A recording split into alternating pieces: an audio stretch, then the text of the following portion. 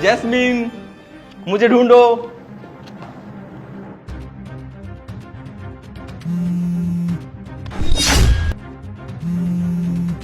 Sir की call.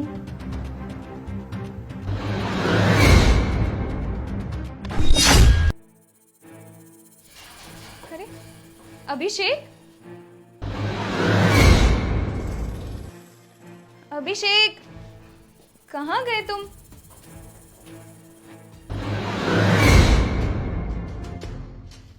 अभिषेक तुम हो क्या? अरे ये क्या हरकत है? देखो अभिषेक, ये गेम है, यहाँ पे कोई शरारत नहीं।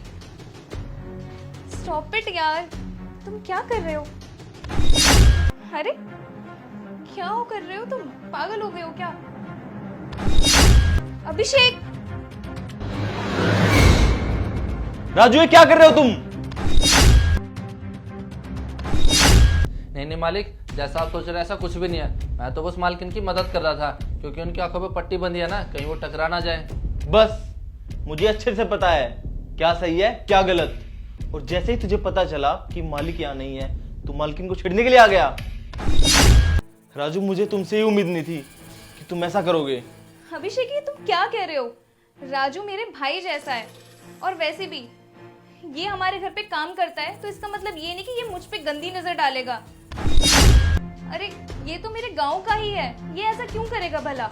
मुझे पता था तुम मेरी बातों का यकीन नहीं करोगी, क्योंकि राजू तुम्हारे गांव का है ना। तुम तो इसे भाई मानती थी। मेरे पास तुम्हें दिखाने के लिए कुछ है। क्या दिखाना है अभिषेक? तुम अभी भी राजू पे शक कर रहे हो? हाँ, और वैसे भी इसकी क्या गलती है कि ये मुझे टकराने से बचा रहा था? हाँ मालकिन, आप सही कह रहे हो, मैं तो बस आपकी मदद कर रहा था, कहीं आप टकरा ना जाओ।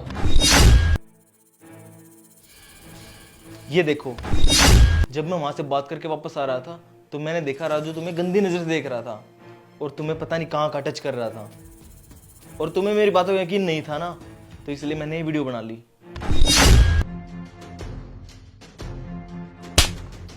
तेरी हिम्मत भी कैसे हुई राजू? तूने ऐसी हरकत की मेरे साथ? मैं तेरी बड़ी बहन जैसी हूँ, फिर भी तूने एक बार भी नहीं सोचा?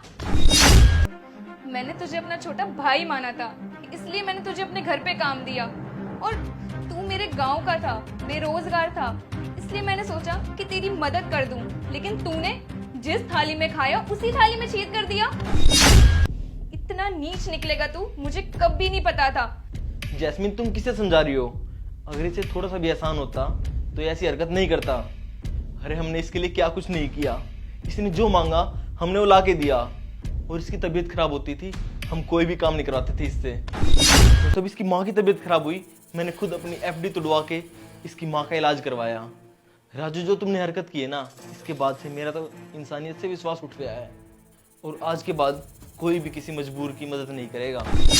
साहब मुझे माफ कर दो, आगे से ऐसा कभी नहीं होगा।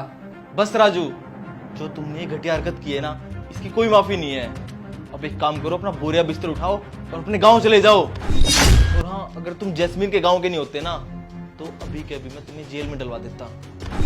अब निकल जाओ मेरे घर से। अरे मालकिन मुझे माफ कर दो, आप समझाओ ना मालिक को। बस, अभिषेक सही कह रहा है, तू अभी के अभी निकल जा यहाँ से, मुझे तेरा चेहरा नहीं देखना। जा यहाँ से। सुनिए, हाँ जी। आपके पैसे नीचे गिर गए। वो मेरे पैसे। रुकिए, मैं उठाती हूँ।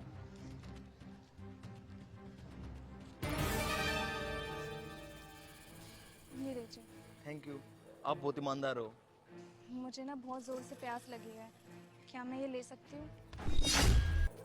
एक मिनट, क्या देख रहे हो आप? आपको कुछ चाहिए? अब मैंने ना काफी दिन से कुछ खाया भी नहीं है, आप मुझे ये खाने के लिए दे सकते हो? हाँ बिल्कुल।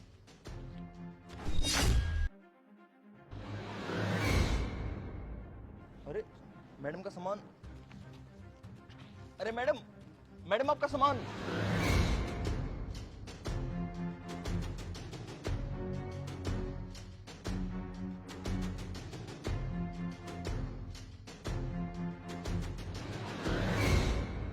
भैया, अरे सुमन, तुम आ गई?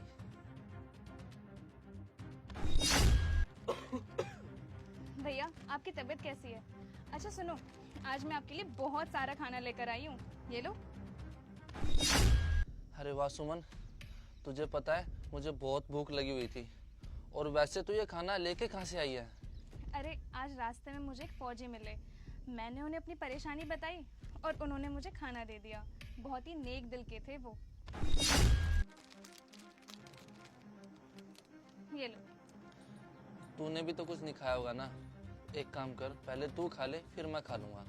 अरे भैया मैंने खाना खा लिया है। वो सबसे पहले उन्होंने मुझे खाना खिलाया, फिर उसके बाद आपके लिए खाना भेज दिया। मेरा पेट भरा हुआ है, आप खाओ।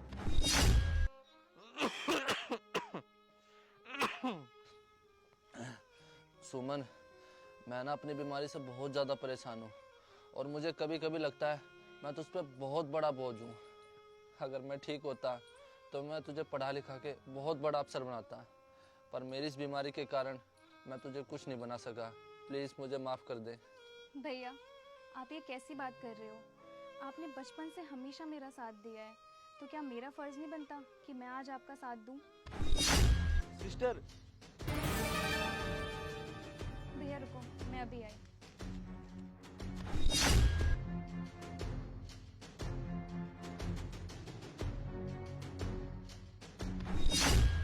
अरे आप यहाँ? अरे आपका सामान वहाँ रह गया था। शुक्रिया। अरे इसमें शुक्रिया क्या बात है, आपने मेरी हेल्प की, मैंने आपकी। आप अपना ख्याल रखना, मैं चलता हूँ।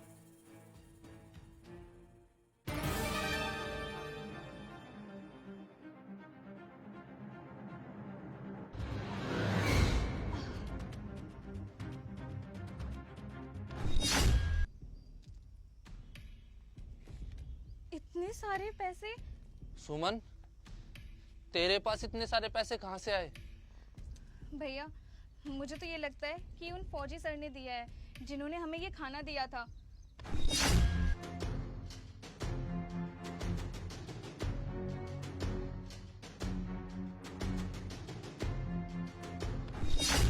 फौजी सर ने?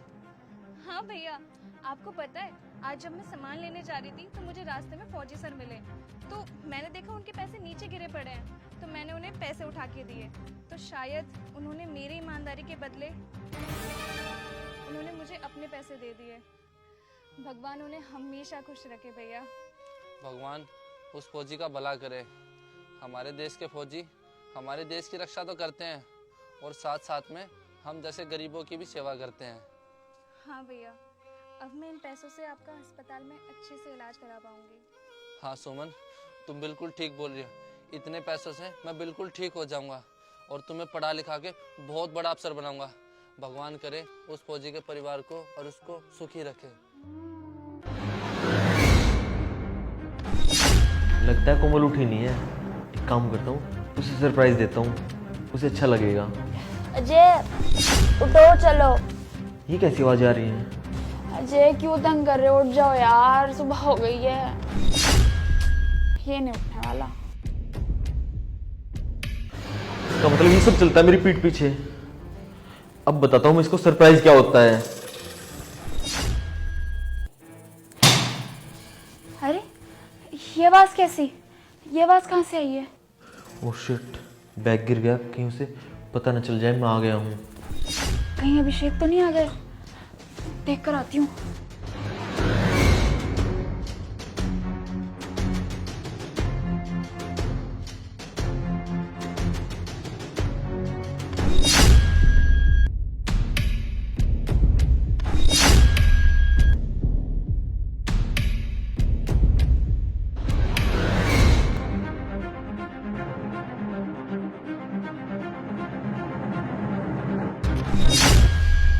यहाँ तो कोई भी नहीं है।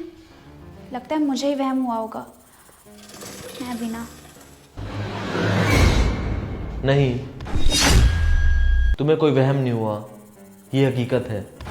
अरे अभिषेक, तुम कब आए और तुम यहाँ क्या कर रहे हो? मैंने सब सुन लिया है जो तुम दोनों आपस में बातें कर रहे थे। अरे ये तो इसकी पति की आवाज है। लगता है इसका पति आ गया। कौन बात, कैसी बात, कौन लोग, ये सब तुम क्या कहे जा रहे हो? मुझे लगता है तुम्हें पक्का कोई गलतफहमी हुई है। मुझे कोई गलतफहमी नहीं हुई है, मैंने सब सुन लिया है। तुम किसी को उठाने की बातें कर रही थी। अब मैं क्या करूं? एक काम करता हूं, इन पर्दों के पीछे छुप जाता हूं। नहीं नहीं अभिषेक, ऐसा कुछ भी नहीं है, तुम प्लीज मेरी बात समझो। चुप, मैं खुद ही देख लेता हूं।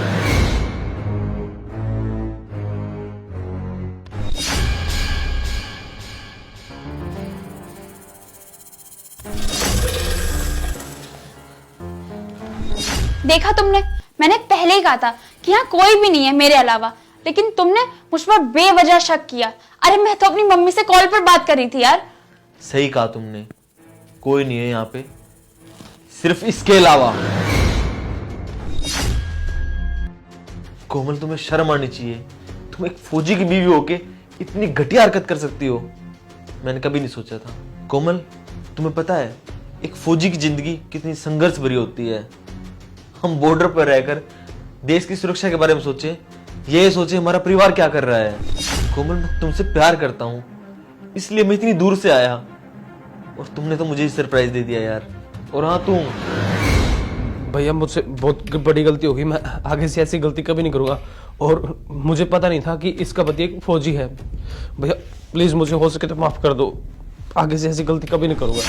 अच्छा, तू ये सब नहीं करता क्योंकि फौजी की बीवी है, और अगर ये किसी आम इंसान की बीवी होती तो तू ये सब करता। अरे अब तो शर्म कर, अपनी गलती मान, और एक काम कर, निकल जाए यहाँ से, इससे पहले मैं पुलिस को बुला दूं। भैया मुझ पर गुस्सा करने से अच्छा अगर इसे समझाया होता ना तो आज ये नौबत नहीं आती। और वैसे ही भैया मैं जा ही रहा हूँ, और मैं ना आर्मी की बहुत रिस्पेक्ट करता हूँ, इसीलिए भैया दोबारा सॉरी। देखा, वो तो चला गया, अब तुम्हारा क्या होगा? और सही कहा उसने, गलती तुम्हारी है। इन सब लोगों का तो काम ही यही है। पर तुम्हें तो समझना चाहिए यार, क्या कमी रह गई थी मेरे प्यार में जो तुमने ऐसा किया? देखो अभिषेक, जैसा भी तुम सोच रहे हो वैसा कुछ भी नहीं है। प्लीज मेरी बात समझने की कोशिश करो। मुझसे गलती हो गई, मैं आगे से ऐसा कभी भी नहीं करूंगी। नहीं, एक बार जब भरोसा टूट जाता है ना तो वो दोबारा नहीं जुड़ता। और हाँ, निकल जाओ यहाँ से, डिवोर्स के पेपर तुम्हारे घर पहुंच जाएंगे। प्लीज अभिषेक। जाओ।